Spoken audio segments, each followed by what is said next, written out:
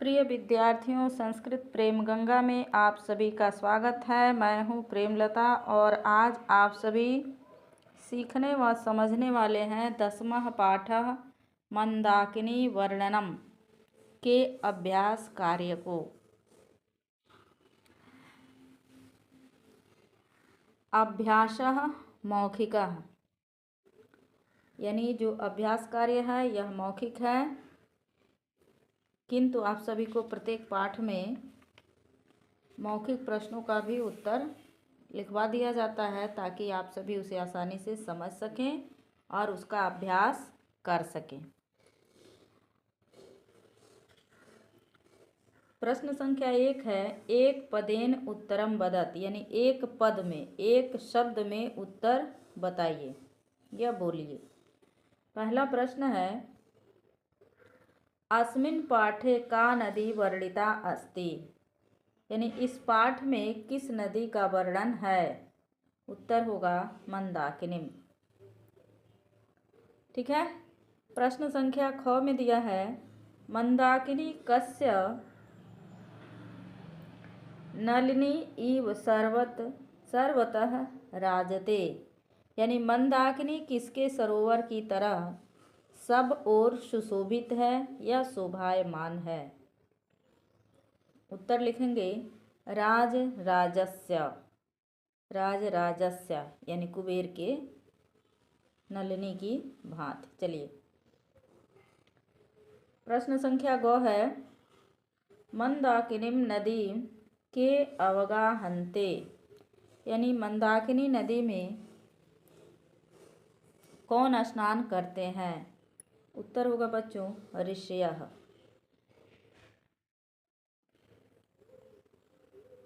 उसके बाद दिया है, राम मंदाकिनी नदीम का दर्शयति, यानी राम मंदाकिनी नदी को किसे दिखा रहे हैं, किसे दिखा रहे हैं। उत्तर होगा सीता, यानी सीता को। अंगा प्रश्न है, मंदाकिनी वर्णनम कुतः संगृहीतम अस्ति, यानी मंदाकिनी वर्णन कहाँ से संग्रहित है या संकलित है। उत्तर में लिखोगे वाल्मीकि रामायणात, यानी वाल्मीकि रामायण से। अगला प्रश्न है, मुनयः कम उपतिष्ठन्ते, मुनि किसकी उपासना कर रहे हैं। तो यहाँ होगा आदित्यम। उत्तर में लिखेंगे आदित्यम। प्रश्न संख्या 6 है, कीदृशानि तीर्थानि रतिम संजनयन्ति, यानी कैसे घाट हृदय को प्रसन्न कर रहे हैं। उत्तर होगा रमणीयानि। ठीक है। प्रश्न संख्या 2 कह रहा है, श्लोकांश योजयित्वा पूर्णम श्लोकम वदत, यानी श्लोक के अंश को जोड़कर पूर्ण रूप से इसको श्लोक को बोलिए। तो बच्चों, ये जो पुस्तक है, पुस्तक में आपका यहाँ से यहाँ तक नहीं दिया हुआ है, ठीक है, और न ही ये लिखा हुआ है, तो हमने पहले से जोड़ दिया है इसमें, तो आपको जोड़ करके ही लिखना है। यानी पुस्तक में केवल दिया है जटाजिन धरा काले और खाली स्थान दिया है, डैश कर दिया है, वहाँ आपको लिखना है वल कोलतर वाससः। और दूसरी पंक्ति में दिया है ऋषयः सत्व अवगाहन्ते, उसके बाद खाली स्थान दिया है, आप लिखेंगे नदीम मंदाकिनीम प्रियम। ये दोनों ही खाली स्थानों को भरा गया है। उसके बाद से दिया है दर्शनम चित्रकूटस्य, और जो भरने वाला स्थान है वो है मंदाकिन्याश्च शोभने, यह हमने भर दिया है, आप भी इसी तरह से भरेंगे। उसके बाद दिया है अधिकम पूर्वासाच मन्ये तव च दर्शनात्, पुस्तक में कितना भरना है, अधिकम, यानी ये तो उसमें दिया हुआ है पुस्तक में, आपको केवल भरना है अधिकम पूर्वासाच। इस प्रकार से आप श्लोक को पूरा करके उसका अभ्यास करेंगे। उसके बाद आता है लिखित प्रश्न। अभ्यासः लिखिता, अभ्यास कार्य में लिखित प्रश्न है, यानी लिखिए। प्रश्न संख्या 1 कह रहा है एक पदेन उत्तरम लिखत, एक पद में उत्तर लिखिए। प्रश्न संख्या क है मंदाकिनी नदी कस्य पर्वतस्य निकटे प्रवहति, यानी मंदाकिनी नदी किस पर्वत के निकट बहती है। उत्तर होगा चित्रकूट पर्वतस्य, यानी चित्रकूट पर्वत के निकट बहती है। हालांकि हमें पूरे वाक्य में उत्तर नहीं देना है, क्योंकि जिस प्रकार का निर्देश प्रश्न करेगा उसी हिसाब से हमें उत्तर देना है, यानी कि एक पद में ही उत्तर देना है। कह रहा है नृत्यति इव कह प्रतिभाति, यानी नाचने के समान कौन दिखता है। उत्तर लिखेंगे पर्वतः। प्रश्न संख्या 2 है सांप्राप्तम कै पीतानि जलानि कलुषितानि, तो उत्तर लिखेंगे मृगयूथन पीतानि, यानी मृग के समूहों के द्वारा। प्रश्न है कि इस समय किसके द्वारा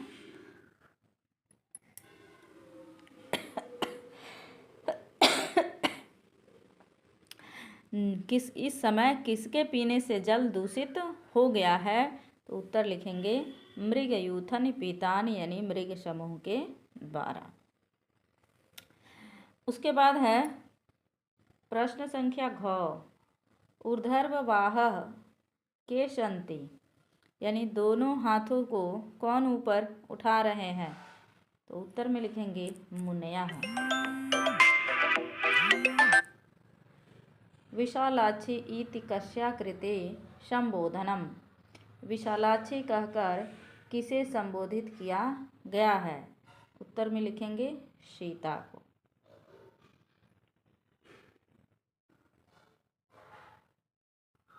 अब है पूर्ण वाक्येन उत्तरम लिखत, पूर्ण वाक्य में उत्तर लिखिए। निहंस सार सेविता विचित्र पुलिना च का, यानी हंस सार से, यानी हंस और सारस से रंग बिरंगे तटों वाली कौन है। ठीक है, उत्तर लिखेंगे हंस सारस सेविता विचित्र पुलिना च मंदाकिनी, यानी हंस सारस से सेवित विचित्र तटों वाली मंदाकिनी नदी है। चलिए प्रश्न संख्या ख की ओर बढ़ते हैं। प्रश्न संख्या ख है संसित व्रताः मुनयः किम कुर्वन्ति, यानी प्रशंसनीय व्रत वाले मुनि क्या करते हैं। ठीक है, उत्तर में लिखेंगे संसित व्रताः मुनयः ऊर्ध्वावः नियमात् आदित्यम उपतिष्ठन्ते, यानी प्रशंसनीय व्रत वाले मुनि नियम से सूर्य की उपासना करते हैं। है गो है श्री रामः मंदाकिन्या पोप्ल्यमानां कान दर्शयति, यानी श्री राम मंदाकिनी नदी में तैरते हुए क्या देखते हैं। तो उत्तर लिखेंगे श्री रामः मंदाकिन्याः पोप्ल्यमान जलमध्यान् पुष्पसंचयान् दर्शयति, यानी श्री राम मंदाकिनी नदी में तैरते हुए जल के बीच में पुष्प के गुच्छों को, समूहों को देखते हैं। चलिए प्रश्न संख्या घ है।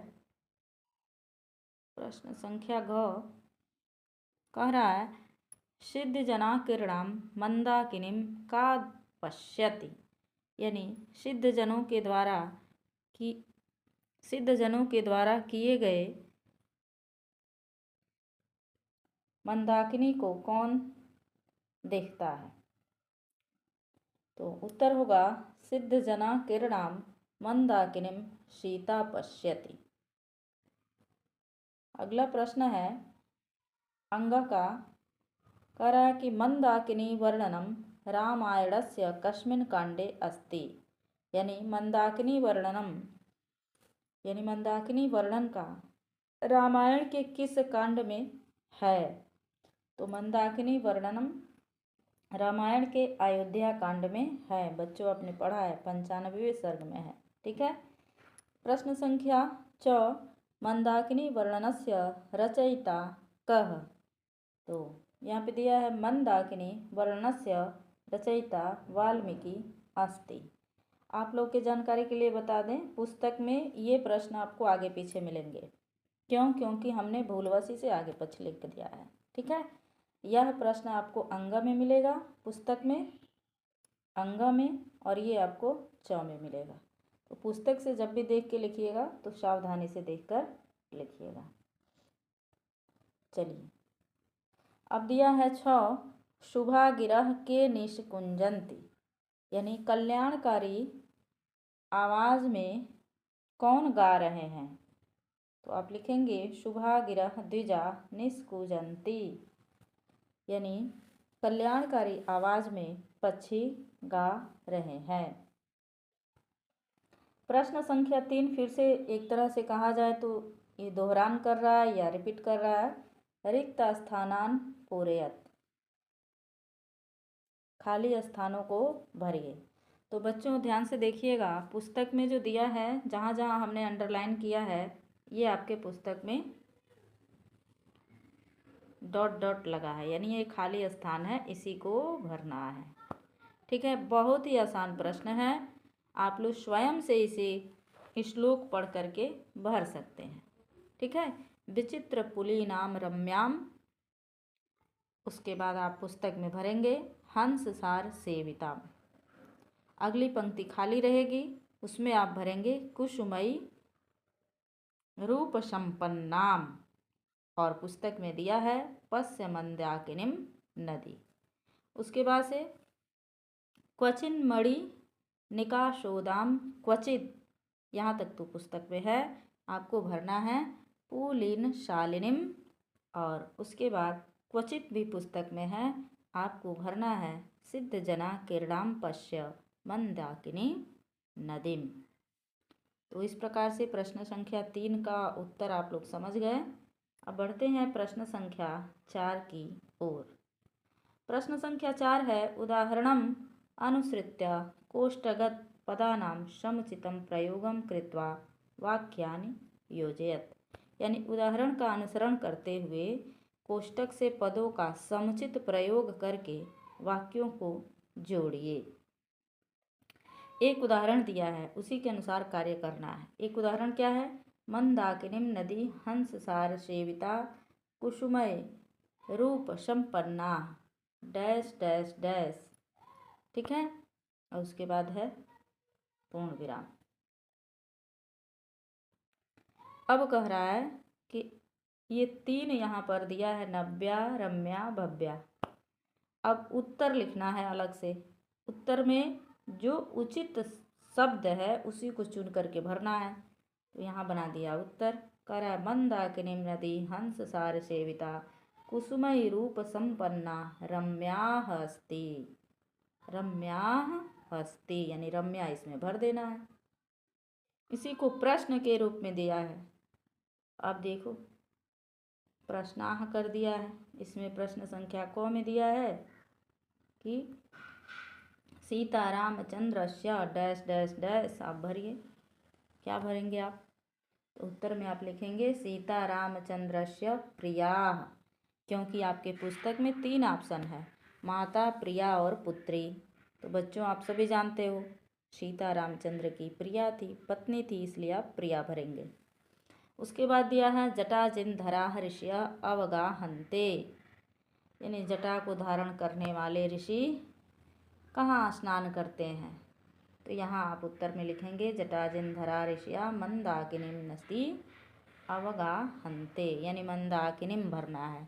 पुस्तक में आपको पद्माम मिलेगा, यमुनाम मिलेगा और मंदाकिनीम मिलेगा, लेकिन आपको भरना है मंदाकिनीम।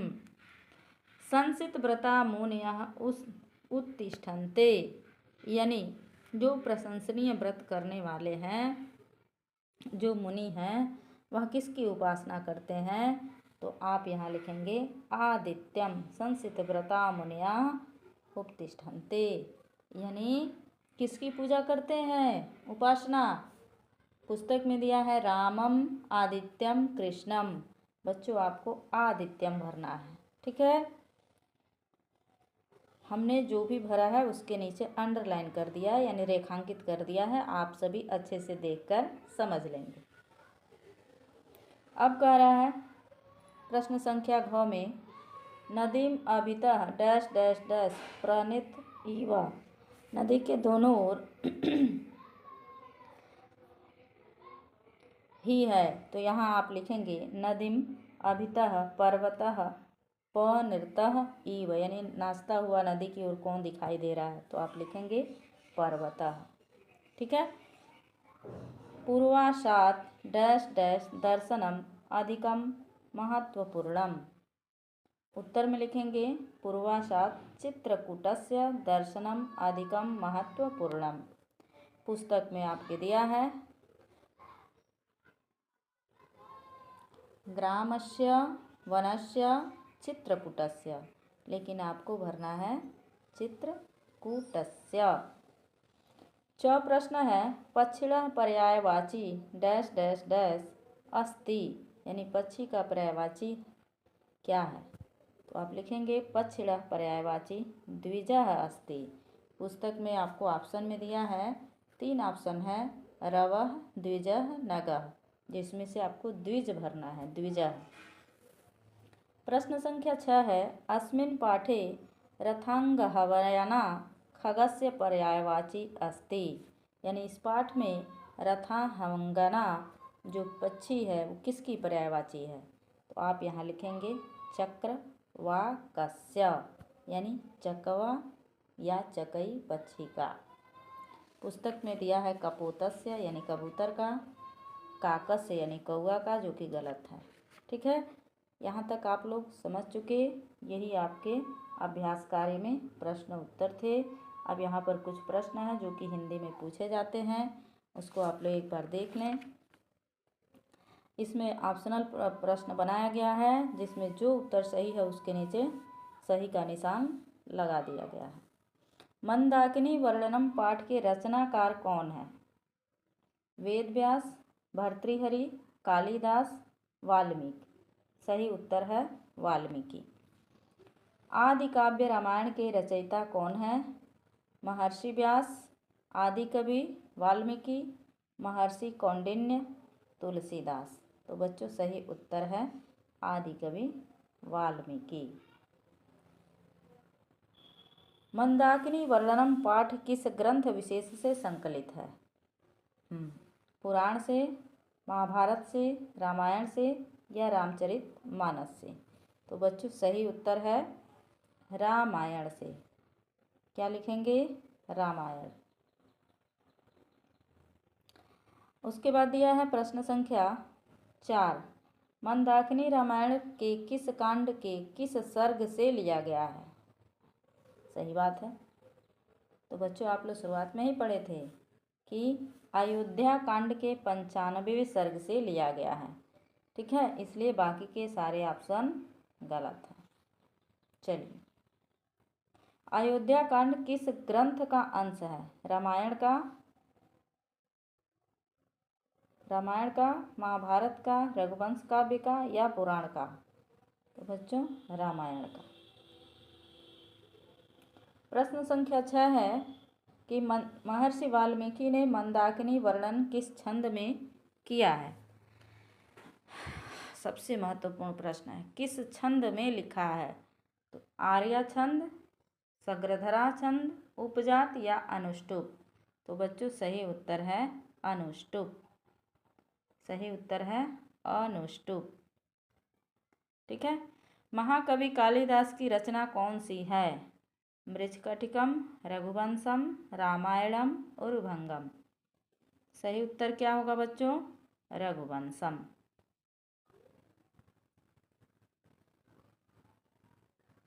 चलिए बढ़ते हैं प्रश्न संख्या 8 की ओर। वनवास प्रसंग में राम, लक्ष्मण और सीता कहाँ पहुँचते हैं? चित्रकूट, कर्णपुर, हरिद्वार या पाटलिपुत्र? बच्चों उत्तर सही होगा चित्रकूट। वनवास काल में श्री राम ने मंदाकिनी नदी का वर्णन करते हुए किसको संबोधित किया है? वनपुरुष को, स्वयं को, सीता को या लक्ष्मण को? तो तो बच्चों सही उत्तर है सीता को। अगले प्रश्न की ओर बढ़ें। प्रश्न संख्या है, कालिदास ने रघुवंश काव्य के किस सर्ग में मंदाकिनी नदी का वर्णन किया है? 13वें सर्ग में, 11वें में, 15वें में या 5वें सर्ग में? तो बच्चों सही उत्तर है 13वें सर्ग में। मंदाकिनी नदी किस पर्वत के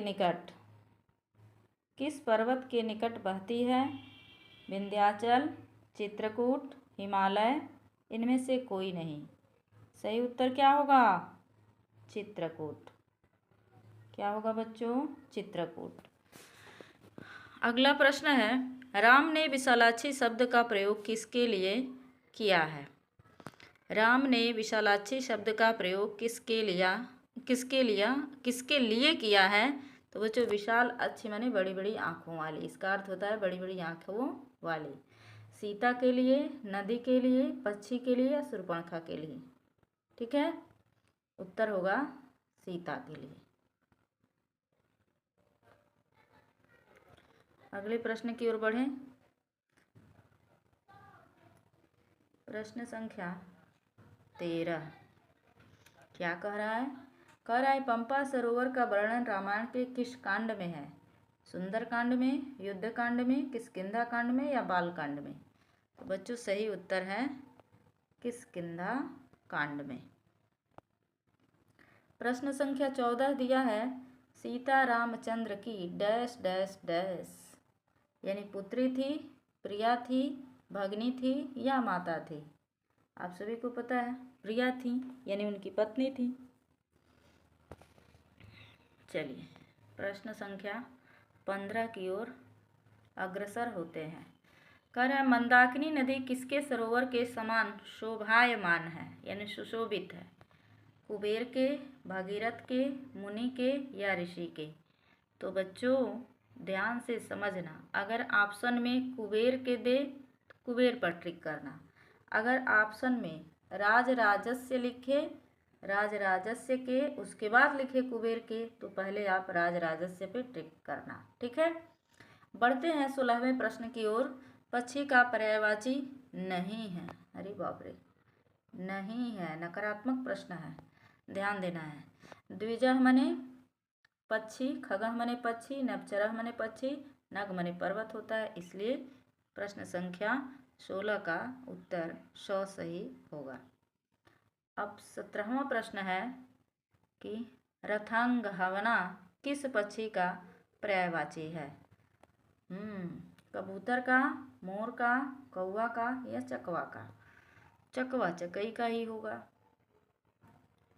चकवा चकई का है। ठीक है, 18वां प्रश्न है, मंदाकिनी नदी कहाँ है? ये जानना आवश्यक है। मंदाकिनी नदी कहाँ है? काशी, अयोध्या, चित्रकूट या वृंदावन?